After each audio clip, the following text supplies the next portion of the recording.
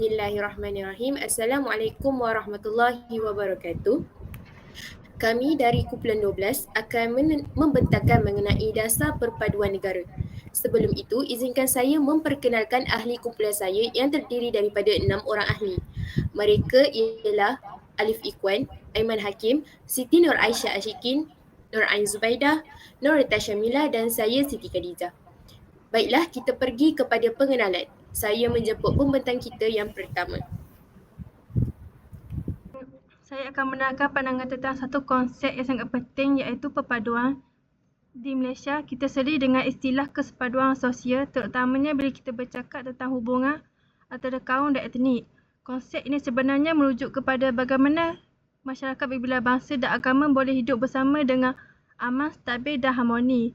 Kalau kita lihat sejarah terutamanya selepas peristiwa 13 Mei 1969, perpaduan mula diberikan penekanan yang lebih serius dan hingga hari ini Malaysia masih bertahan sebagai negara majmuk yang berjaya mengekalkan keamanan. Walaupun kita semua datang daripada latar belakang yang berbeza, tapi penting untuk kita faham bahawa perpaduan bukan bermaksud semua perlu jadi sama. Kita tetap ada pelbagai perbezaan dari segi bahasa, agama dan adat dan pendidikan. Namun perbezaan itu bukan penghalang, malah boleh menjadi kekuatan kalau kita belajar untuk saling memahami dan menghormati. Dalam konteks negara kita, konsep yang sesuai bukan satu bangsa, satu bahasa semata-mata tapi lebih kepada perpaduan dalam kepelbagaian.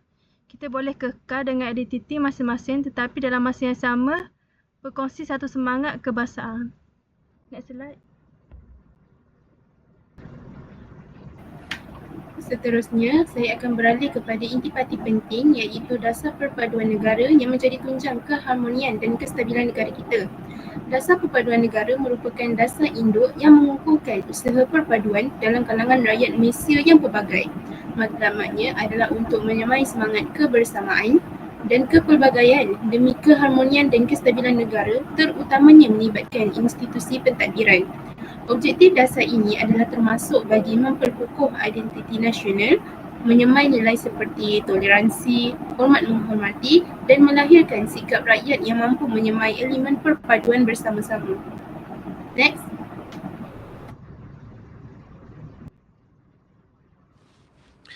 Dalam usaha membina perpaduan di Malaysia, terdapat beberapa isu dan cabaran yang perlu diberi perhatian. Antaranya ialah kepelbagaian etnik yang sering dilihat sebagai cabaran utama. Namun, ia sebenarnya boleh menjadi kekuatan jika wujud interaksi sosial yang harmoni. Seterusnya, perbezaan agama juga kadang-kala disalah faham dan boleh menjejaskan perpaduan jika tiada rasa hormat terhadap kepercayaan lain. Jurang kelas sosial pula mewujudkan ketidakseimbangan dari segi tanggungjawab dan peluang yang boleh menghalang integrasi masyarakat. Selain itu, pendidikan memainkan peranan besar. Sistem pendidikan yang terpisah seperti sekolah vernakular kadang-kala menyukarkan pembentukan identiti nasional yang kukuh. Akhir sekali, media turut mempengaruhi persepsi awam. Penyebaran maklumat yang tidak sahih boleh menimbulkan ketegangan, jadi media harus digunakan dengan bijak untuk menyebarkan nilai perpaduan. Okay, next. Seterusnya, saya akan menerangkan asas pembangunan dasar perpaduan negara. Next. Dasar perpaduan negara adalah berpaksikan kepada perlembagaan persekutuan. Antara perkara-perkara utama yang terdapat dalam perlembagaan persekutuan adalah yang pertama, Islam sebagai agama persekutuan. Yang kedua, bahasa Melayu sebagai bahasa rasmi. Yang ketiga, hak keistimewaan orang Melayu dan Bumiputera serta melibatkan yang keempat, kedaulatan Raja-Raja Melayu. Kesemua perkara yang termaktub dalam perlembagaan ini adalah asas kukuh demi menjaga keharmonian dan kesejahteraan rakyat pelbagai kaum yang terdapat di negara kita. Next. Seterusnya iaitu teras strategi dan inisiatif. Next. Untuk teras yang pertama di dalam dasar perpaduan negara iaitu patriotisme dan demokrasi. Teras ini menekankan kepada pembentukan rakyat yang memahami dan menghayati prinsip perlembagaan dan rukun negara.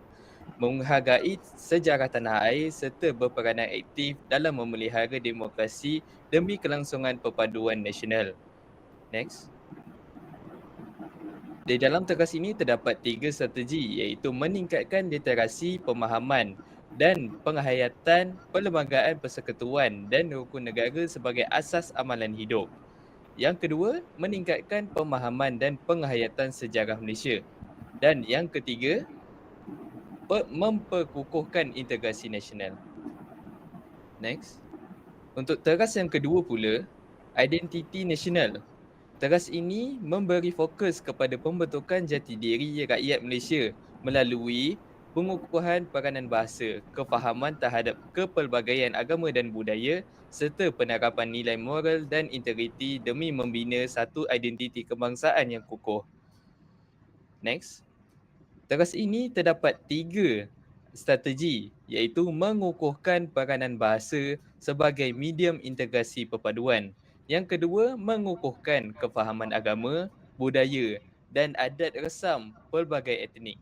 Dan yang ketiga, membentuk masyarakat berkepribadian tinggi, berintegriti dan berakhlak mulia.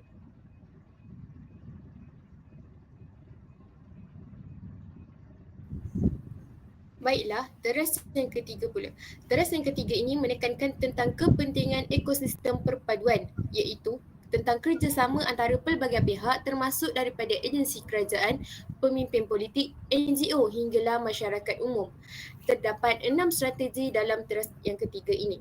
Strategi yang pertama adalah dengan memantapkan keberkesanan komunikasi bagi meningkatkan kesedaran sosial dalam masyarakat.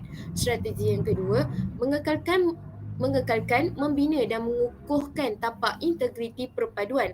Strategi yang ketiga, memperkasakan jentera perpaduan melalui kerjasama strategik. Strategi yang keempat, memantapkan dan memperkasakan institusi keluarga dan komuniti. Strategi yang kelima, meningkatkan penguatkuasaan undang-undang dan keberkesanan mekanisme pemantauan. Dan strategi yang keenam, memperkukuh peranan pemimpin sebagai pemangkin perpaduan. Okay, next. Seterusnya kita masuk kepada pemboleh daya perpaduan. Pemboleh daya perpaduan merujuk kepada faktor-faktor ataupun elemen yang mendorong, memperkukuh dan memudahkan perpaduan dalam kalangan masyarakat. Dalam konteks perpaduan, ia bermaksud unsur-unsur yang menyokong terjalinnya hubungan yang harmoni, saling menghormati dan bekerjasama antara pelbagai kelompok masyarakat. Next. Pemboleh daya perpaduan terbahagi kepada 4, iaitu yang pertama meningkatkan peluang ekonomi yang saksama, yang kedua adalah memperkasakan kumpulan minoriti dan rentan ekonomi. Next.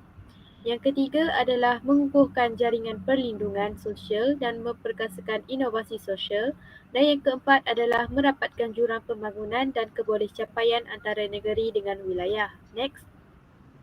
Teknik analisis andaian ialah satu kaedah analisis yang digunakan untuk mengenal pasti, menilai dan menguji andaian-andaian ataupun assumption yang wujud di sebalik sesuatu dasar, idea ataupun hujah. Next.